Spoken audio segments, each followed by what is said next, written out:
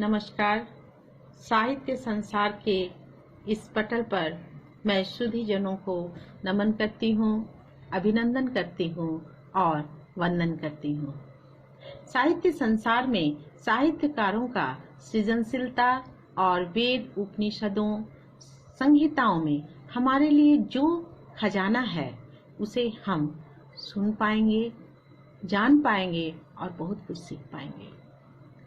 आज मैं डॉक्टर पंपा सेन विश्वास, SG memorial college, assistant professor,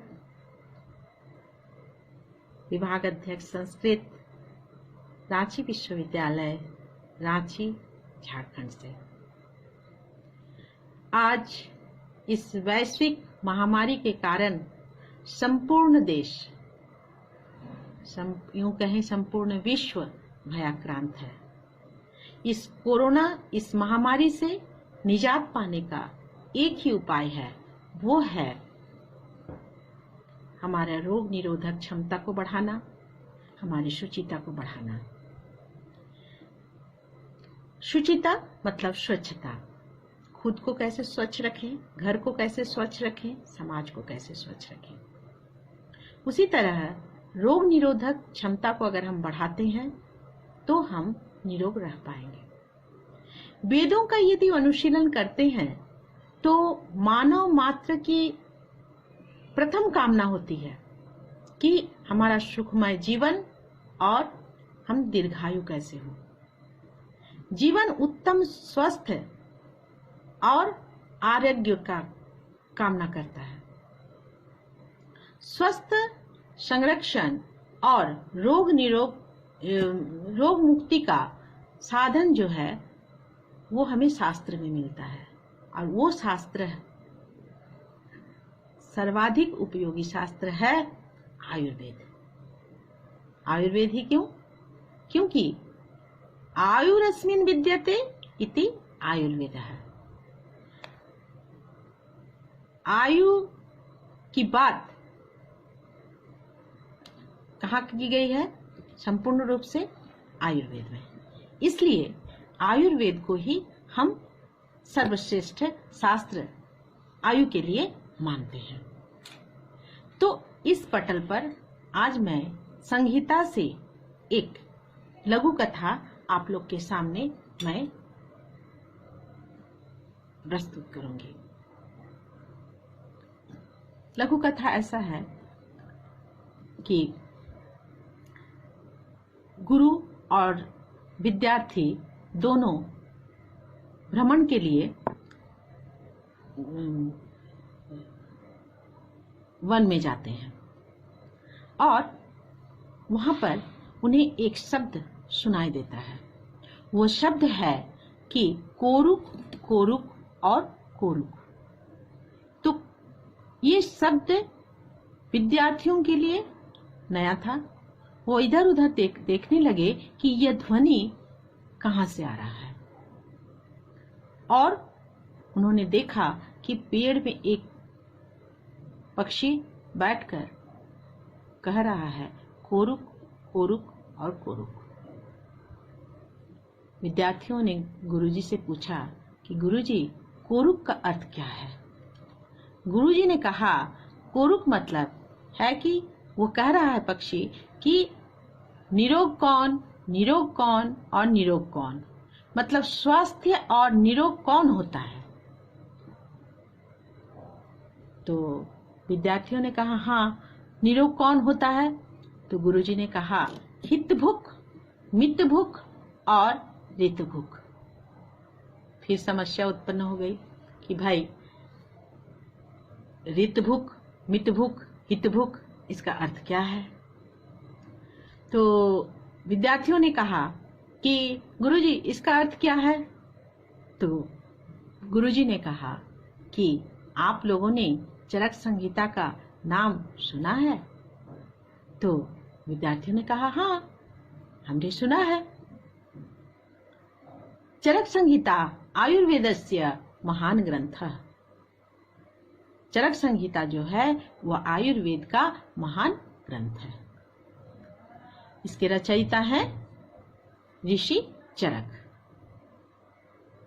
गुरुवर ने कहा, अति उत्तम, बहुत अच्छा। अब मैं आपको बताता हूं कि हितभुक क्या है, मितभुक क्या है और ऋतभुक क्या है। हितभुक, यह हितकरम आहारम भुंक्ते स हितभुकम भवति। जो हितकर भोजन को खाता है, हितकर भोजन मतलब जो हमारे शरीर के लिए हितकर हो, ऐसा भोजन जो करता है उस भोजन को कहते हैं हितभुक। और मितभुक क्या है? मितभुक मतलब नाप तौल के भोजन करना। तो विद्यार्थियों ने कहा, नाप तौल के, ये कैसे? तो गुरु ने कहा कि अभी आपको इस वन में बहुत सारे फल नजर आ रहे हैं। इसका अर्थ यह नहीं है कि हम फल अत्यधिक मात्रा में खा जाएं। ऐसा नहीं होता है। अपने शरीर के हिसाब से ही भोजन करना चाहिए। तो विद्यार्थियों को कह रहे हैं कि स्वस्थ रहने के लिए भोजन भी नियंत्रित होना चाहिए। इसके लिए गुरुजी कहते हैं कि जैसे अल्पादाने गुरुनाम च लघुनाम चाति सेवने मात्रा कारणम उद्दिष्टम द्रव्याणाम गुरु लाघवे। गरिष्ठ भोजन कम मात्रा में सेवन करें, पर हल्के पदार्थ आदि जो भोजन है उसको अधिक मात्रा में सेवन कर सकते हैं। इससे व्यक्ति क्या है, स्वस्थ रह सकता है। यहाँ पर गरिष्ठ शब्द माने गुरु और गुरुता और लघुता की बात यहाँ पर बताई गई है कि गुरुता मतलब जो गरिष्ठ भोजन होता है उसको हम लोगों को थोड़ा कम करना चाहिए, जिससे कि हमारा पाचन तंत्र ठीक हो और हम स्वस्थ रह सकें। अब कहते हैं कि ऋतभुक क्या है? तो कहते हैं ऋतभुक क्या है? तो कहते हैं ऋतुओं का नाम सुना है? तो विद्यार्थियों ने कहा हाँ, ऋतुओं का नाम सुना है। तो बोले ऋतभुक क्या है? तो ऋतु क्या है? तो 6 ऋतुएं हैं। एक वर्ष में 6 ऋतु होता है। तो बोले हाँ।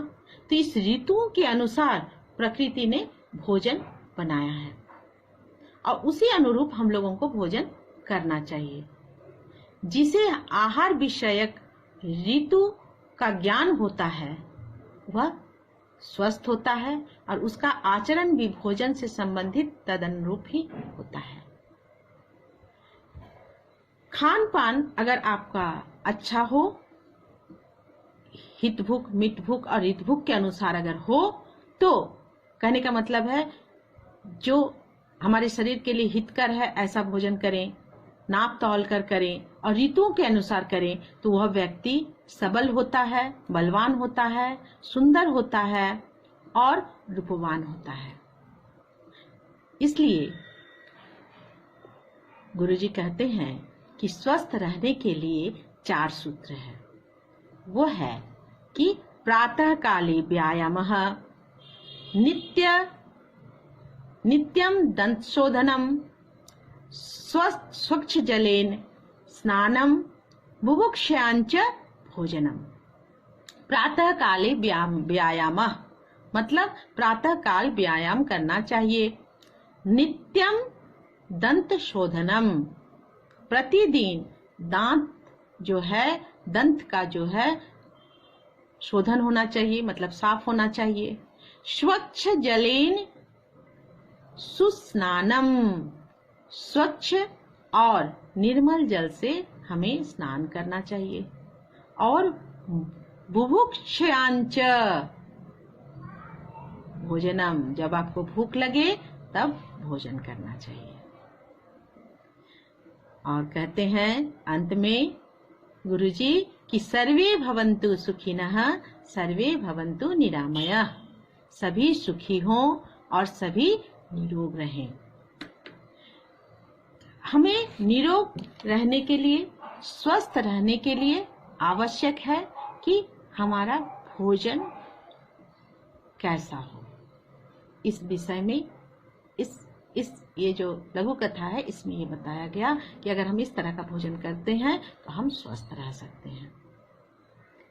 तो आप इस चैनल को देखते रहें, साहित्य संसार, और इसको सब्सक्राइब करना ना भूलें, क्योंकि इसको सब्सक्राइब करेंगे तो आपको प्रतिदिन नए नए साहित्यकार से आप मुखातिब हो पाएंगे, उनका दर्शन हो पाएगा और आप उससे लाभान्वित होंगे।